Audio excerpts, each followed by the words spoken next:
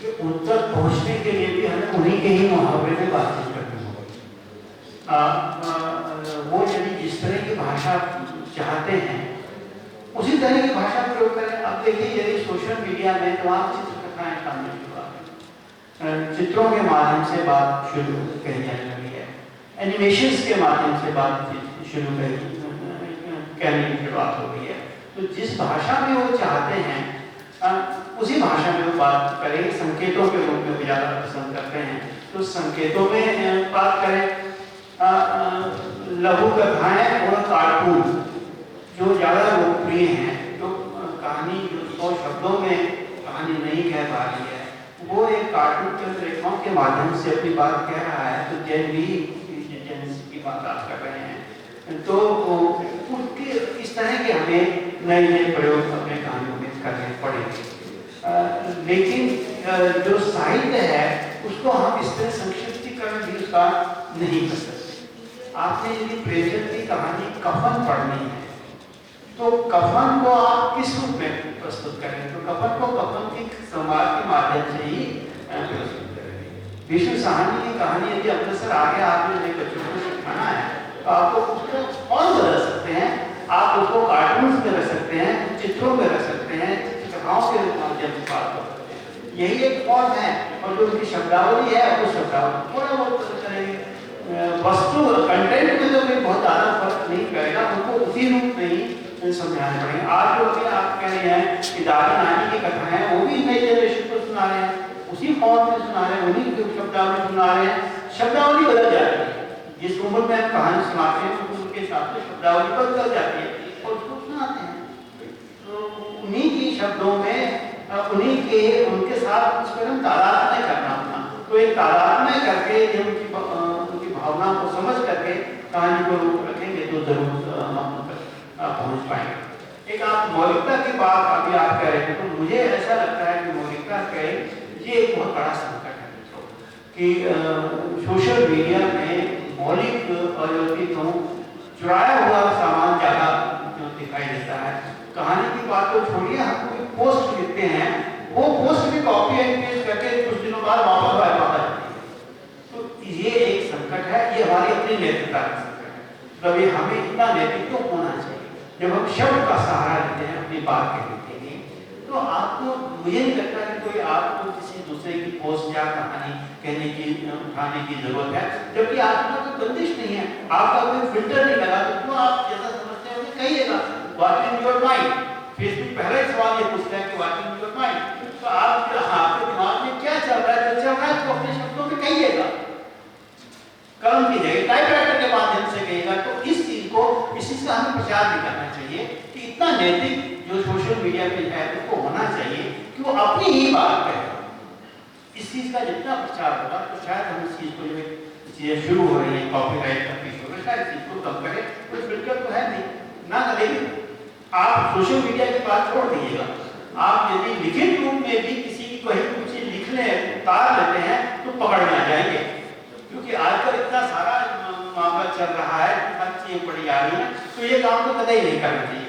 अपनी बात कहिए, कंटेंट को भी लोग उतार लेते हैं अपनी शब्द, वो भी बचना चाहिए। इस तरह देखिए साहित्य क्यों है, साहित्य कुमार में रचना धर्मिता में, रचनात्मकता में मौलिकता तो पहली और बुनियादी शर्त है। जब तक आप मौलिक नहीं होंगे आप रचनात्मक नहीं होंगे।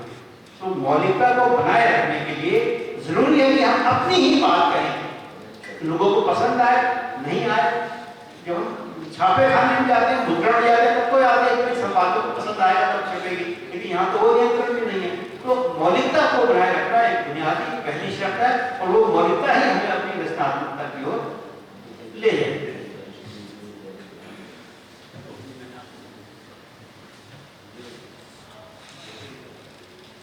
मौलिकता का संकट तो रहेगा ही।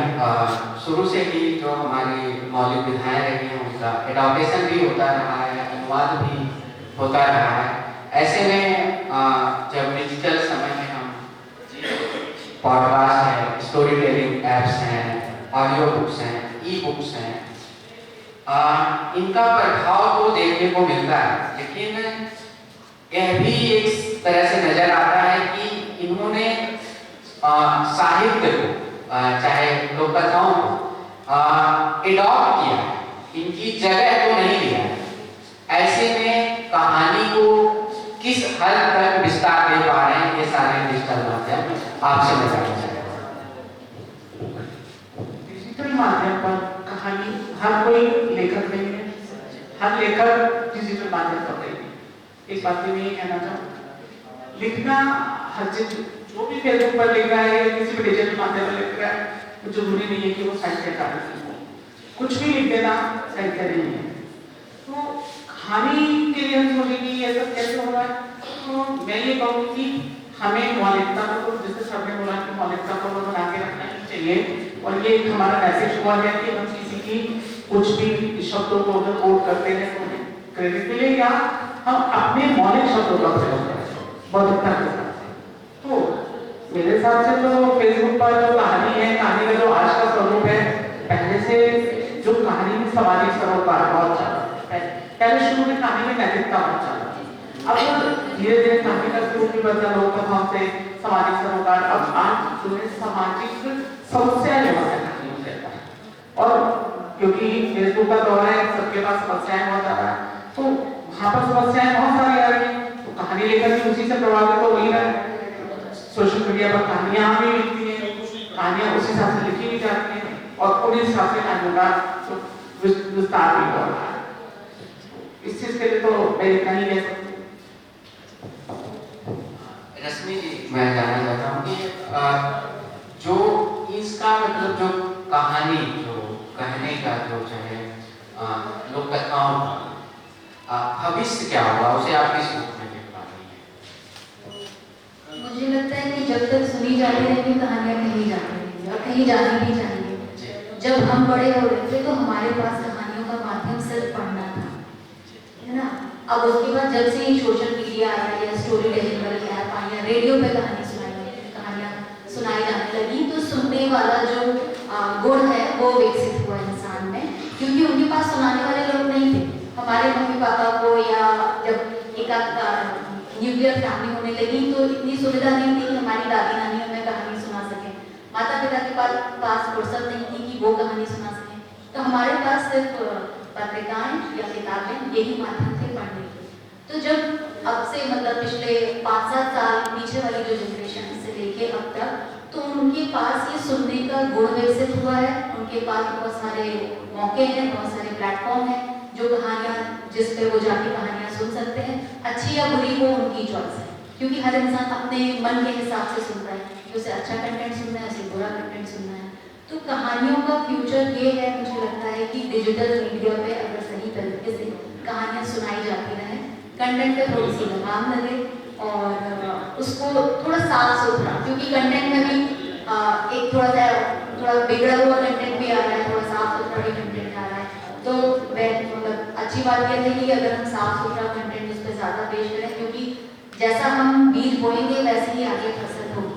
तो अब जो बढ़ती जनरेशन है उसको अगर अच्छा कंटेंट मिलेगा तो कहानियों का फ्यूचर बहुत अच्छा है, क्योंकि आजकल हम भी जब मोबाइल पे एक्टिव है, अब चिट्ठी कोई नहीं लिखता, सब व्हाट्सएप ही करते हैं। तो जब हम जैसे लोग मोबाइल पे एक्टिव हैं तो आगे वाली जनरेशन क्या ही होगा, तो इसलिए फ्यूचर तो अच्छा ही लगता है। कार्यक्रम के आखिरी मैं की बात कहूँगा कि मैं बात कर रहा था मंजना जी से, तो एक हल्की सी आहट सी मुझे लग रही है। आप लोगों ने सबने देखा होगा कि इधर तमाम तरह के विज्ञापन आ रहे हैं, हिदायतें आ रही हैं, पेरेंट्स भी बच्चों को हिदायतें दे रहे हैं कि स्क्रीन टाइमिंग कम करें, डॉक्टर्स भी एडवाइस कर रहे हैं। ये हल्की सी आहट से मैं महसूस कर रहा हूँ।